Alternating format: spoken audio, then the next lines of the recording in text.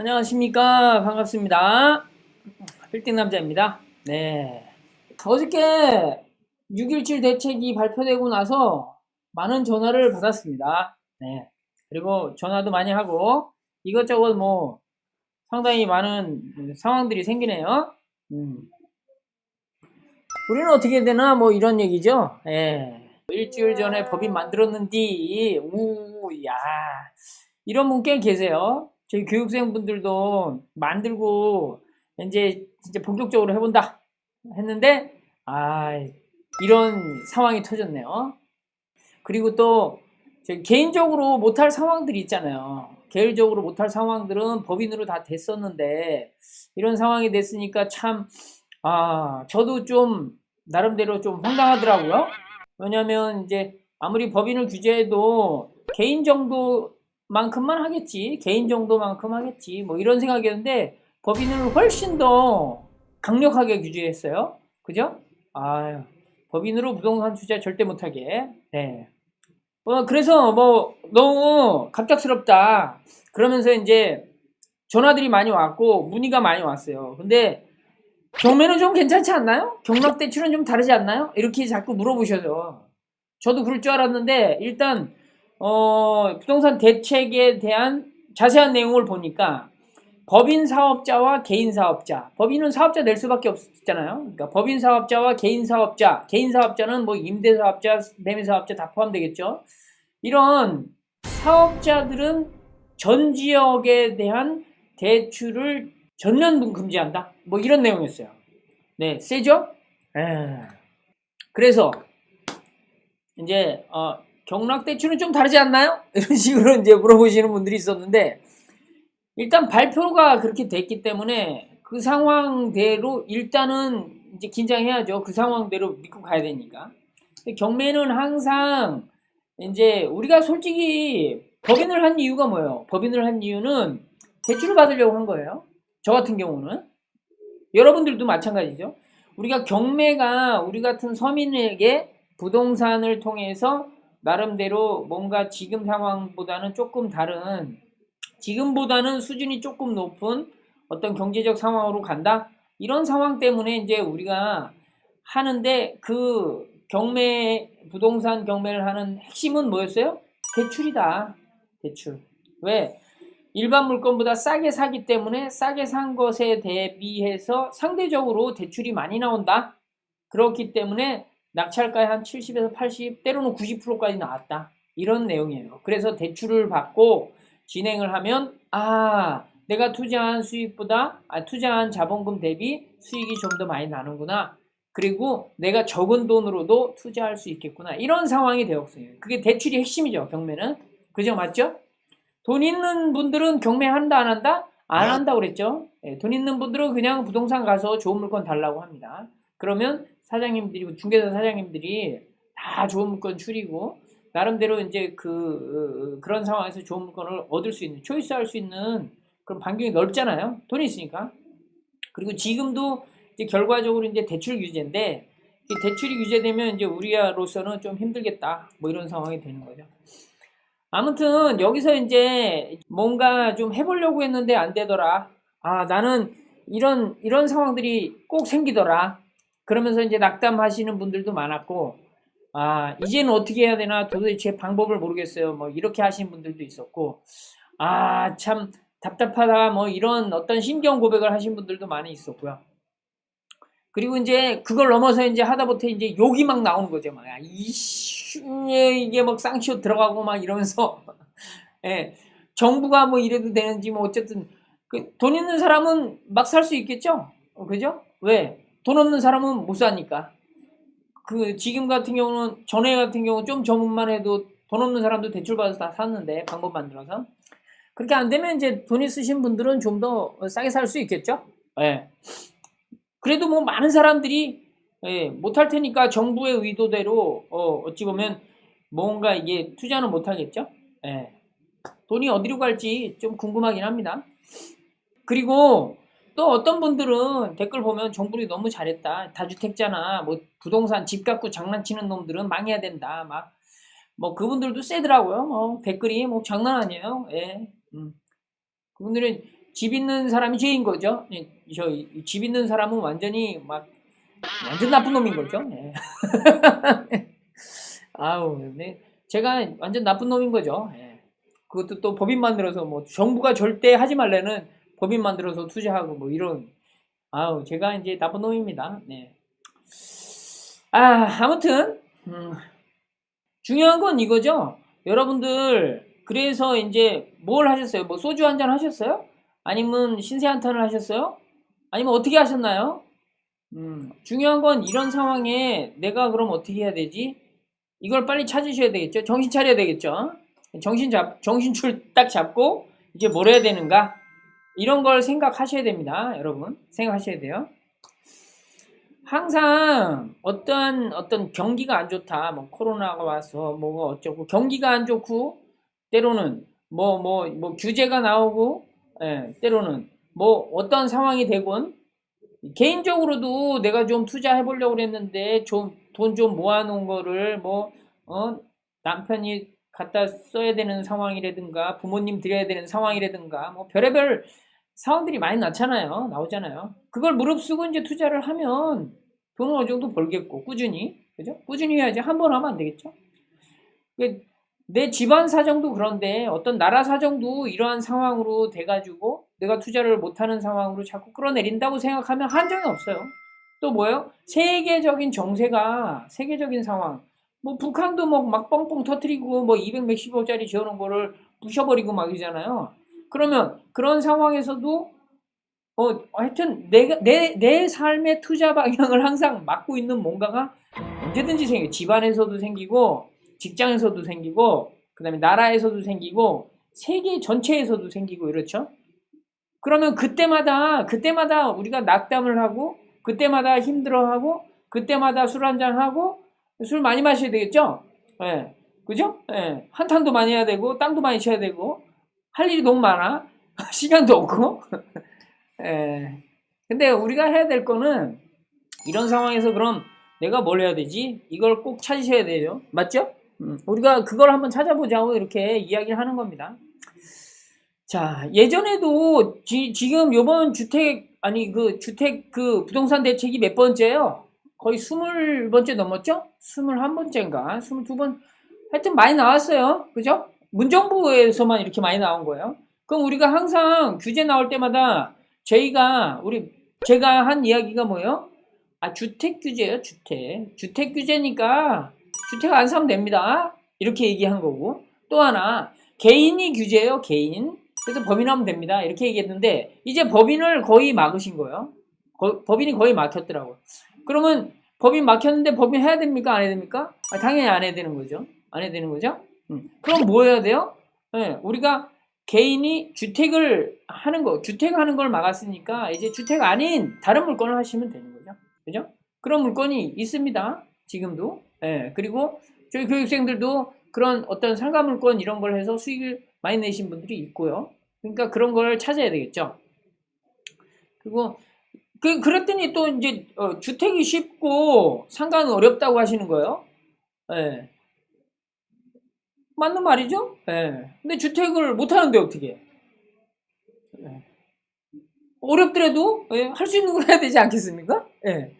나만 어렵습니까? 다른 사람들도 다 어려운 거지. 그러니까 방법을 찾아서 해야 됩니다. 그러니까 제가 여러분들한테 말씀드리고 싶은 거는 어떠한 상태, 요번에 규제는 좀 정말 제가 생각해도 세구나. 나도 다시 한번 생각해 봐야 되겠구나. 방향성을 우리가 다시 정해 봐야 되나? 이런 생각을 했는데 예전에도 항상 말했던 거예요. 말했던 거. 주택 아니면 상가, 토지, 그 외에 오피스텔, 다른 예를 들어 창고, 이러한 상황에 그런 것들이 수익 나는 게 꽤 있어요.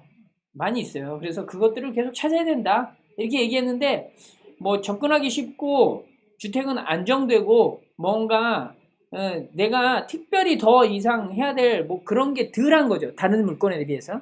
그렇기 때문에 자꾸 거기에 쏠렸는데 그게 이제 못하게 됐으면 안 하면 되는 거죠. 그리고 빨리 내가 할 수 있는 방법을 찾아야 됩니다. 여러분 생각해보세요. 제가 한번 딱 물어볼게요. 이 부동산 대책 규제가 딱 나고 뭔가 경매로 부동산 투자를 주택 투자를 하려고 한 사람들이 못하지 않겠어요?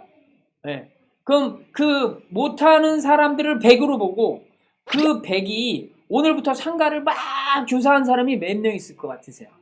몇 명? 많이 없겠죠? 어제 술 많이 먹었으니까. 저 같은 경우는 술을 잘 못 먹는데 어떻게 했을래나? 예. 아무튼 낙담하고 이렇게 할 시간이 없어요. 제가 볼 때는 그 100명 중에 한 20명도 채 안 될걸요? 20명도 채 안 된 사람이 오늘 바로 상가나 토지를 막 검색하셨을 거예요. 분명히 물건이 있거든요. 네. 그리고 힘들다고 이제 상가 또 조사를 막 해보다가 이제 조사하다가 못 고르겠다 이렇게 하신 분이 20명 중에 한 10명. 그 다음에 전화를 들고 이제 조사를 막 하다 보니까 모르겠다? 한 6, 7명. 그럼 4명 남는 거예요. 3명에서 4명 남아요. 그 3명에서 4명 남으면 나름대로 경쟁력이 주택보다는 97%가 경쟁률이 떨어진 거야. 97명이. 괜찮지 않아요? 그러니까 제가 항상 얘기 드리는 거는 예를 들어서 경기가 안 좋아졌을 때 돈 버는 사람이 꼭 있어요. 돈 버는 사람이 꼭 있어. 근데 그 사람은 경기가 좋을 때 남들과 같이 돈 버는 그러한 상태가 아니라 경기가 안 좋은 때 돈 벌기 때문에 돈을 훨씬 더 많이 벌어요. 왜? 다른 사람들은 못 버니까. 쏠릴 수밖에 없는 거죠. 맞죠? 이게 뭐 일반적이지 않겠습니까? 그러니까 그 100명이 주택 경매 시장에서 딱 붙었는데 저기 뭐야 저기 부동산 대책으로 80명 떨어지고 못 떨어지면 한 3명 안에 놓이면 100명이 투자할 그 상황의 수익이 3명한테 돌아간다는 얘기예요. 그냥 저는 그렇게 생각해요. 제 생각이 틀릴 수도 있겠습니다. 근데 저는 그렇게 항상 규제가 나올 때마다 때로는 경기가 어려울 때마다 항상 돈 버는 사람들을 봤어요. 그리고 저도 그 사람 축에 속하려고 무진장 노력을 하고 있고 지금은 어느 정도 그런 사람에 속하고 있습니다. 그러니까 여러분들도 그렇게 하실 수가 있어요. 그렇게. 그러려면 제가 볼 때 그게 특출한 능력이 있어서 그런 게 아니에요. 특출한 능력이 있어서 그런 게 아니라 그거는 뭐 때문에 그러냐면 놓지 않는 그 끈기랑 뭔가 내가 꼭 해야 되겠다는 그런 어떤 절박함이랄까? 그런 게 있으면 그게 돼요. 그러니까 절박함이 있으면은 능력에 상관없이 되더라고요. 돈 버는 게 그렇게 어려운 일이 아닙니다. 많은 사람들이 돈 버는 게 어렵다고 하는데 힘든 일을 안 하려고 그래서 그런 거예요. 힘든 일은 안 해본 일을 해서 힘든 거예요. 제 말이 좀 이해되십니까? 안 해본 일을 하면 힘들기 때문에 원래 어디로 돌아오려고 그래? 그냥 제자리로 돌아오려고 그래. 원래 살던 대로 야 밥은 안 끊고 살았잖아. 뭐 가끔 외식도 하면서 사는데 조금 뭐 허리띠 졸라매고 사면 되지. 그래도 우리가 이만큼 사는데 이거잖아요. 그러면 안 해본 일을 하기가 제일 힘든 거고 그 안 해본 일을 하면은 남들보다 돈을 더 버는 거예요. 저는 그렇게 생각해요. 저는. 그러니까 여러분들도 그런 생각을 좀 가지면 돈을 좀 남들보다 더 벌지 않겠는가 이런 생각입니다. 제가 그걸 느꼈거든요. 안 해본 일을 하려니까 정말 힘든 거예요. 해본 일을 하려니까 내가 40이 넘어서부터 돈을 벌기 시작했다고 했잖아요. 창피한 얘기지만 그전에는 제가 나름대로 제가 있는 곳에서 나름대로 좀 뭐라고 해요. 잘했던 사람이에요. 제가 하던 일을. 근데 안 해본 일, 이거 완전 생전 처음 해보는 일을 하니까 뭐 지금부터 한 뭐예요? 한 10년 전이잖아요. 10년 전. 안 해본 일을 하려니까 막 미치겠는 거예요. 자존심도 상하지. 뭐 내가 왜 이것밖에 안 되지? 뭐 그러면서 뭐 내가 어디 가서도 항상 뭔가 모르는 사람이지. 나이는 들었는데 쪽팔리지. 막 이러면서 하여튼 뭐 거기 가서 세입자 만나 처음에 낙찰받아 명도하러 갔더니 30몇 살짜리가 나와가지고 어쩌고 얼굴을 이렇게 하면서 막 나한테 막 뭐라고 하니까 나 또 덩치가 조그맣잖아.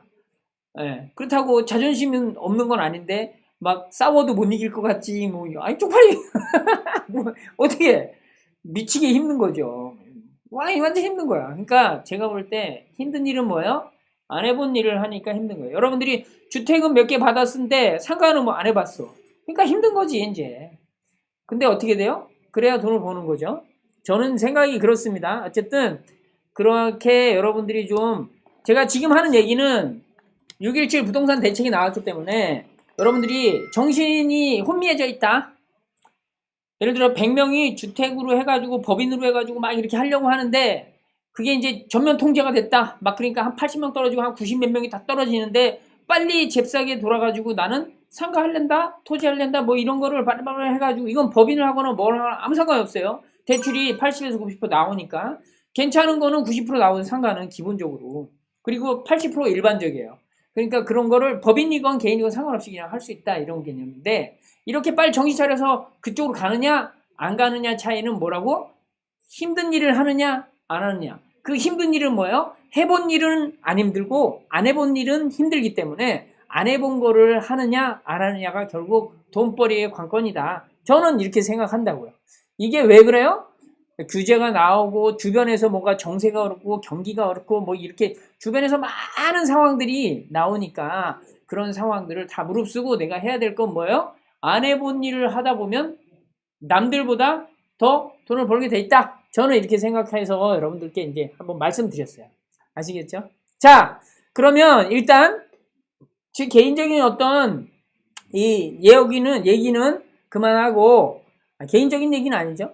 개인적인 어떤 저의 의견을에 대한 내용은 여기까지 이제 상황이니까 뭐 전화도 많이 오고 막 정신이 없으신 것 같아가지고 제가 이제 저도 이제 정신 차리려고 하니까 근데 정신은 좀 그렇죠. 충격은 있었지만 뭐 정신은 차려있죠. 여러분들 정신 차리세요. 자, 그래서 이제 617 부동산 대책 어제 나온 거를 제가 제 입장에서 제가 여러분들에게 교육을 하는 입장에서 그리고 우리 교육생에게 알려드리는 입장에서 얘기를 정리를 한번 해봤어요. 아시겠죠? 그래서 지금 딱 말씀드리겠습니다. 정리 되게 간단합니다. 자, 이 부동산 대책은 기본적으로 뭘 하는 거예요? 주택시장 안정이에요. 주택시장.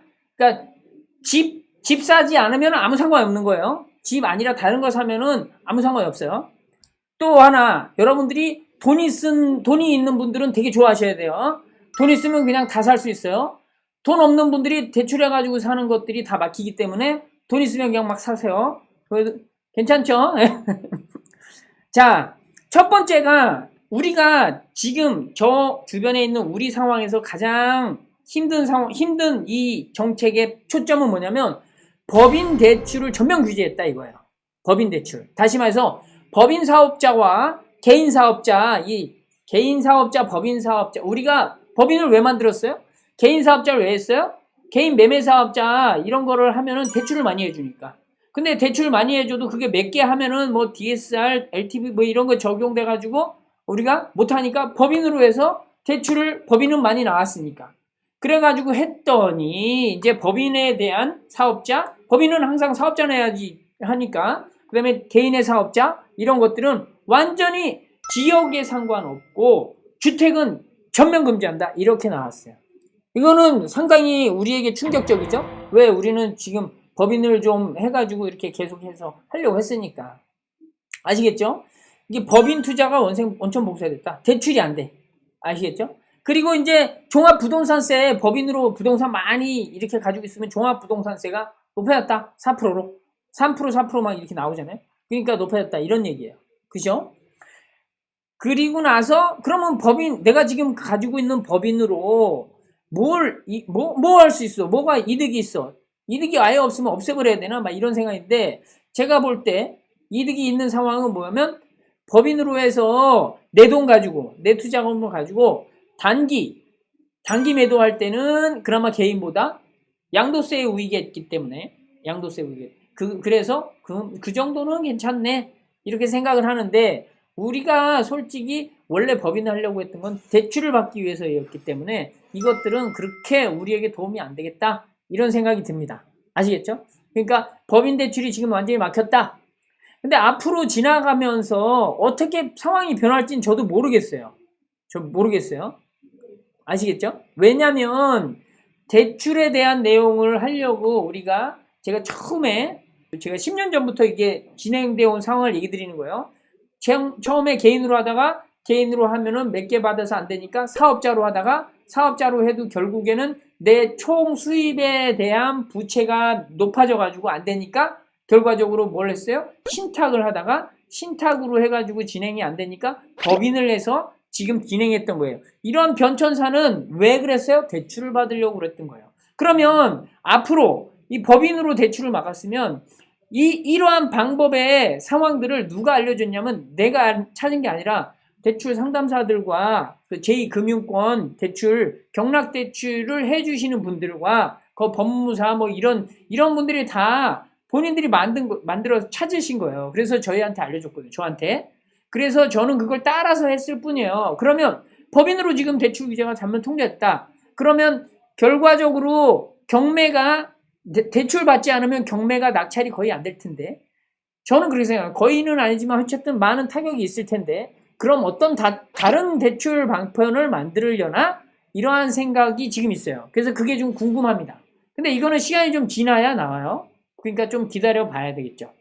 저는 그렇게 해서 경락대출은 뭔가 다른 방법이 나오지 않을까? 이런 생각은 가지고 있어요. 확실한 거 아니에요. 아시겠죠? 자, 여기서 어쨌든 617 부동산 대책 우리에게 첫 번째 정리되는 건 법인 대출 전면 금지다. 주택에 한해서예요. 주택에 한해서. 예, 그러니까 그렇습니다. 그리고 그러면 두 번째 개인 투자를 해야 되겠네요. 법인 투자하지 말고 주택을 살려면 개인 투자를 해야 돼. 개인 투자를 해서 조정지역이 무진장 넓어졌어요. 그 조정지역에 사면 어쨌든 뭐가 걸려. 대출도 잘 안 돼. 그죠? 대신에 이제 비규제 지역을 사면은 기본적으로 개인적인 대출을 된다. 이런 거예요. 개인적인 대출, 비규제 지역. 근데 비규제 지역에서 개인 대출을 하다 보면 두 채, 세 채, 네 채, 다섯 채 이렇게 넘어가면은 이 전체 부채에 대해서 내 소득률로 얼만큼 갚을 수 있는 이러한 뭐 이게 DSR이에요, DTI예요, 뭐 하여튼 이런 게 나오잖아요. 그래서 그러한 상태로 전체 부채 비율에 따라서 이제 대출이 점점 줄어들 거다. 이러한 상황이에요. 이게 개인 투자하면 되겠다. 이런 거죠. 그리고 이제 세 번째로 개인이건 법인이건 우리 경매로 투자할 때 주택 아니라 상가, 토지 뭐 이런 것들을 진행을 하시면 된다는 거예요. 상가, 토지 이런 걸 진행해가지고 낙찰 받으면 대출은 그냥 다 나온다. 현재 이런 상황으로 이런 세 가지 요점으로 제가 이제 617 부동산 대책을 우리하고 같이 이야기하시는 분들하고 딱 정리했습니다. 좀 이해가 되십니까? 이해가 되시나요? 그러니까 여기서 지금 다시 한번 정리해가지고 알려드릴게요. 정리 딱 하면 617 부동산 대책은 1번 법인 투자로 법인 사업자, 개인 사업자 어쨌든 우리는 법인으로 하려는데 법인으로 투자할 때 대출 안 나온다. 이거예요. 그래서 법인으로 투자하기 어렵겠다. 이게 저희 생각이고 두 번째 그럼 개인으로 투자하면 되는데 개인으로는 조정지역 말고 비조정지역에서 투자해가지고 자기 부채 비율 따라서 대출금이 점점점 줄어들 거다. 뭐 한 채, 두 채, 세 채 이렇게 너무 많아지면. 그리고 세 번째 법인이건 개인이건 투자할 수 있다. 경매, 부동산, 금모다, 상가와 토지다, 창고다, 주택만 아니면 된다 이거예요. 주택만 아니면. 아시겠죠? 그렇게 진행을 할 수 있겠다. 이렇게 제가 정리해서 말씀드리겠습니다. 그리고 여기서 한 가지 항상 제가 경매하는 사람으로서 여러분들한테 뭐라고 했냐면 경매는 나라에서 하는 거예요. 나라에서. 사법부에서 하는 거예요. 근데 지금 나라에서 대출을 맡고 있는 거예요. 행정부에서. 그러면 행정부에서 사법부 하는 일을 막으면 사법부가 일이 안 되면 결과적으로 이러한 일로 인해서 채권 회수가 안 되고 그런 것들로 인해서 나라에서 이제 불편한 일들이 생긴단 말이에요.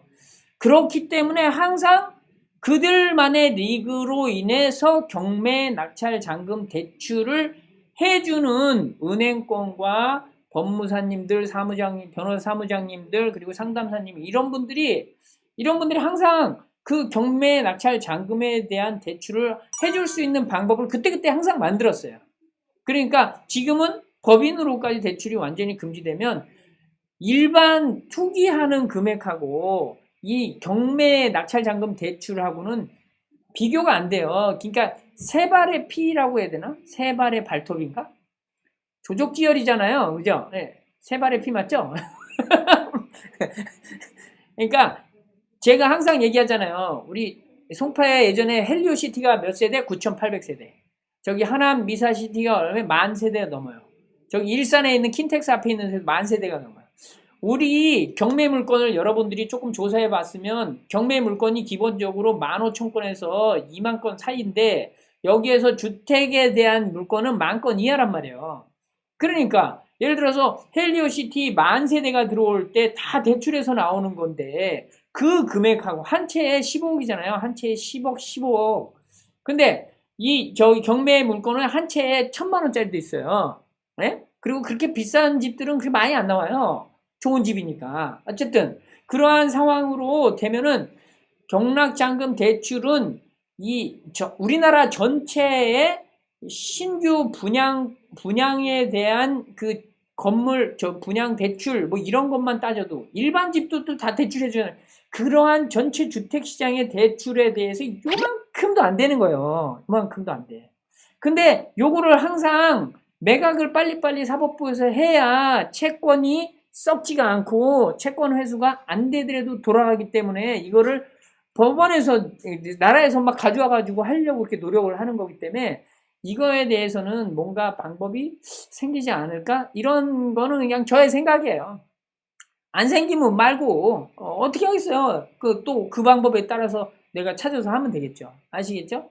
그러니까 이런 말씀을 한번 제 생각을 한번 말씀드리고, 그러니까 법인 대출이 막혔는데 그 뒤에 뭔가 대출을 받을 수 있는 그런 상황들이 또 나오지 않을까? 이런 생각입니다. 근데 그게 안 되니까 지금으로서는 주택 이외의 물건들 많이 있어요. 수익 난 것들이. 그러니까 그런 것들을 진행하시면 되겠습니다. 이렇게 말씀을 드리고 전체적으로는 여러분들이 이러한 규제가 21번째인가 되는데 좀 더 이전보다는 세게 나왔구나 라고 하시고 충격이 많이 있더라도 정신을 바짝 차리고 이런 상황에도 꼭 돈 버는 사람이 있기 때문에 여러분들이 그 사람의 부류, 이러한 충격적인 상황에서도 돈을 버는 사람들의 부류로 들어가기를 저는 바랍니다. 그리고 기원하고요.